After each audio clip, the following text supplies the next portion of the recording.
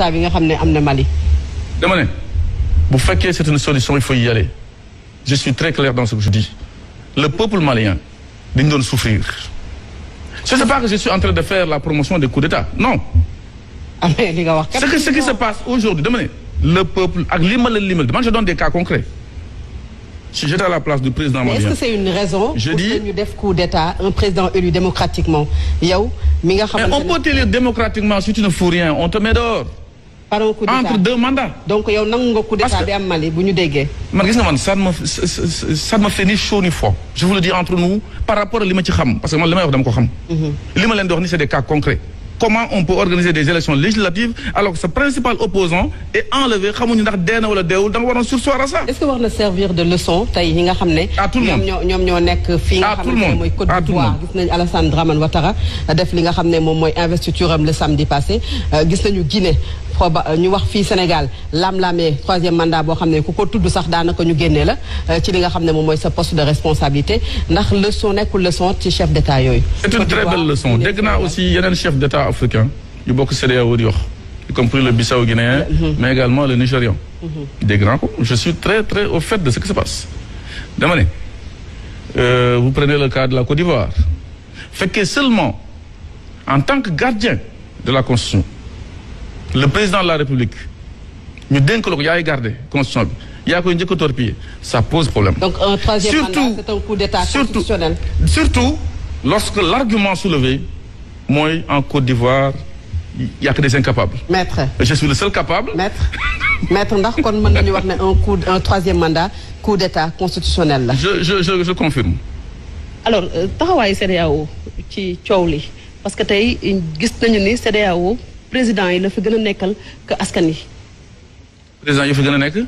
CEDEAO. waaw doxalinam ci coowul Mali bi. waaw population yi dañu jàpp ne ñoom c'est le syndicat des chefs d'État africains parce que ñoom chefs d'État yi li ñuy gën a plaider que population bi nga xamante ne ñoo leen fi teg. moo tax boobu ñu demee Mali pour régler ce problème vous voyez commencer à tourner même le président Ibeka a dit hier que moi je ne retournerai pas aux affaires. y a du peuple la ñu bëgg la ñu gën di xaar que. vous savez gis nga nit da ngay topp lu sa peuple bëgg le peuple malien est avec ce qui s'est passé c'est pas à des degrés divers bien entendu parce que loolu mooy démocrate am ñuy contre am ñuy non mais dama ne fu ñu toll woon ci insécurité au Mali les gens mouraient des attentats dans les hôtels Radisson dans la capitale on enlève le principal opposant pendant que votre famille fait la bamboula dans les îles je dis et pourtant vous êtes nommé élu démocratiquement. Charte africaine des droits de l'homme et des peuples dañu ko wax mu am lu mu jagleel askan wi seen àq ak seen yelleef ci moment boobu aussi tamit mu am ay textes yoo xamante ne ni dafa dàq coup d'état loolu est-ce que indiwul des fois problème d'interprétation yi ñuy gis ci textes yi ba des fois sax mu indi problème fii ci Sénégal comme trois. lenn rek parce que quand les militaires du Mali li ñuy def nii lu may ñaan yàlla mooy ñu gaaw rendre le pouvoir le plus rapidement possible.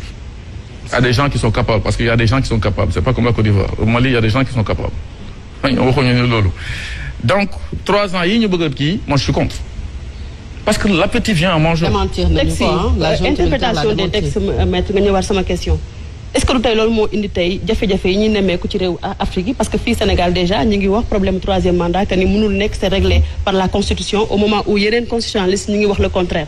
souvent ce sont les textes qui nous mènent vers des choses yoo xam ne truc soyons dans des logiques soyons dans l'éthique soyons du côté du peuple j'ai dit si 3 exemples yi ma la jox léegi lu ma si gën a mettre c'est que l'opposant est enlevé on ne sait même pas par qui parce qu'on peut penser que c'est le côté au nord mais ça peut être aussi des gens qui étaient au pouvoir c'est leur opposant malgré ça au lieu de surseoir on organise la bamboula politique avec des élections législatives nga xam ne moom dañ koy écarter moo tax gars yi boobu ñu ñëwee d'ailleurs avec l'imam Dicko c'était des conditions posées annuler ces élections-là.